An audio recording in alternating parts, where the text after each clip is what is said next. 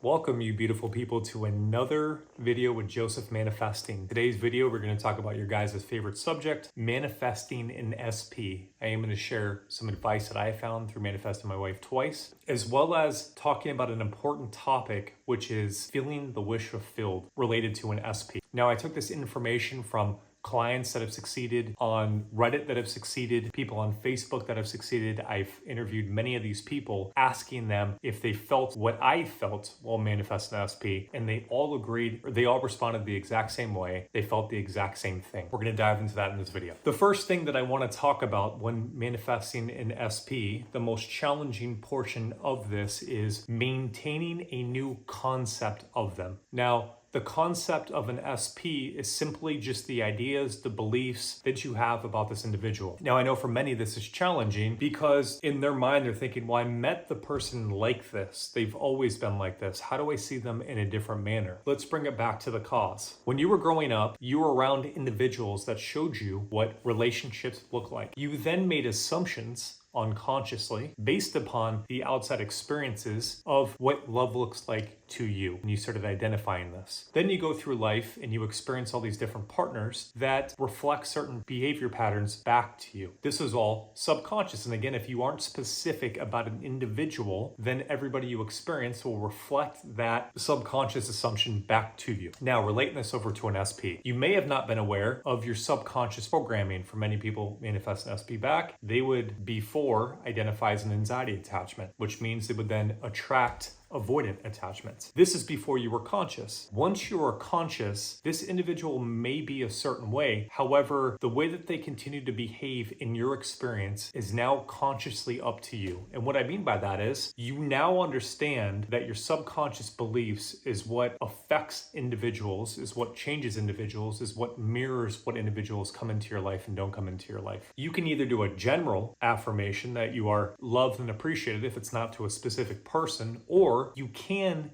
do it for a specific person. It does not matter their attachment style at all, as they are God experiencing being a human being. They are changeable just as I'm changeable, just as everybody is changeable. The only thing that's really needed from you is to hold a conception of them.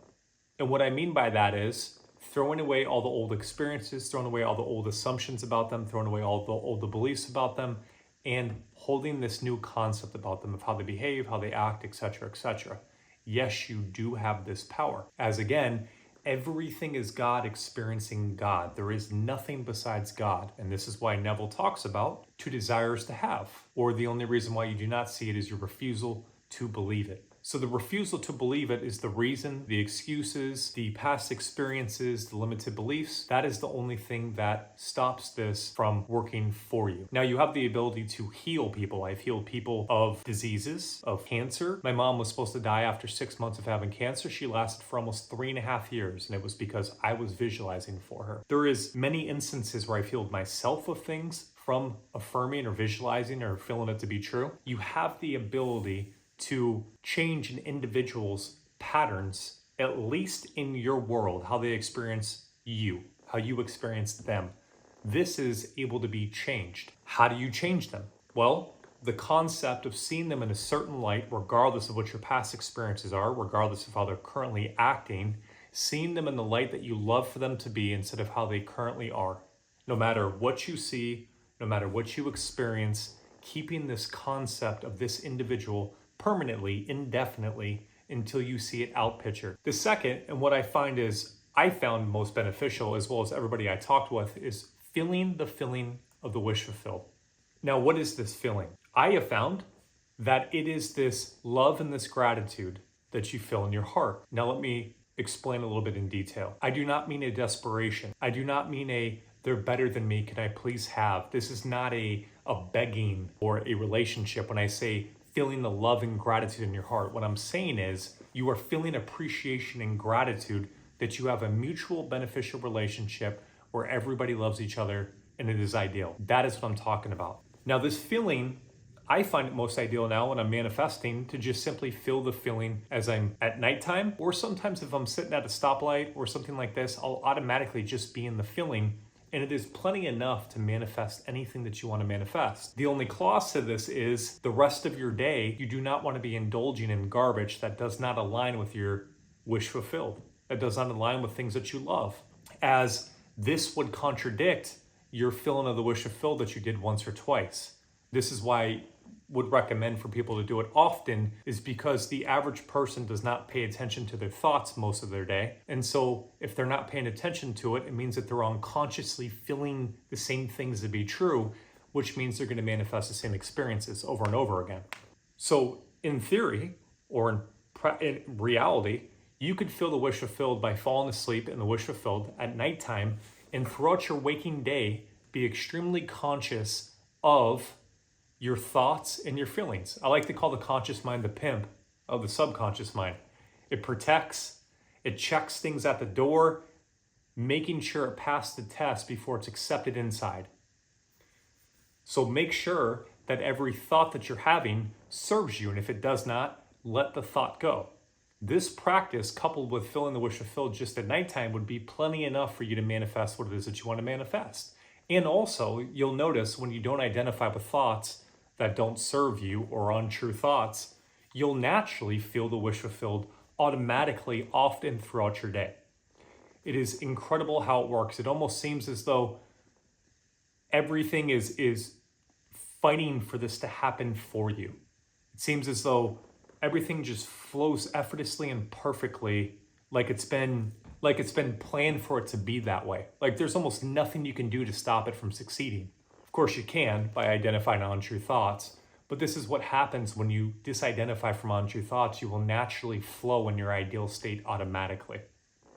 So again, the wish fulfilled is, thank you that I have the perfect relationship, and feeling the love and gratitude that you have now been given it. You now have it.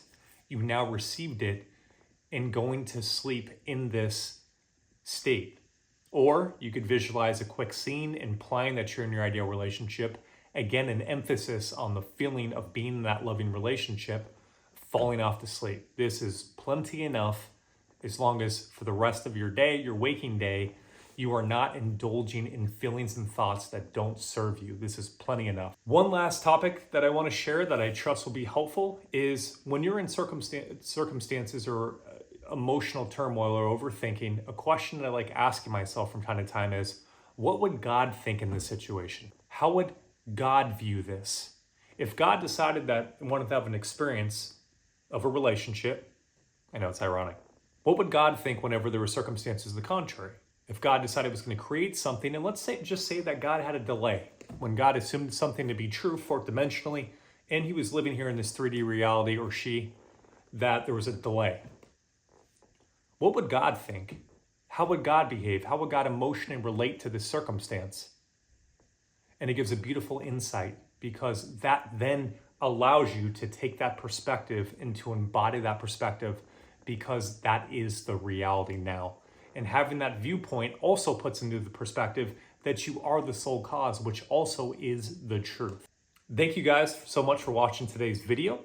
If you are interested in one-on-one coaching, I am now just doing it on Saturdays and Sundays, as I took a wonderful career opportunity that I'll be doing Monday through Fridays, sometimes Saturdays.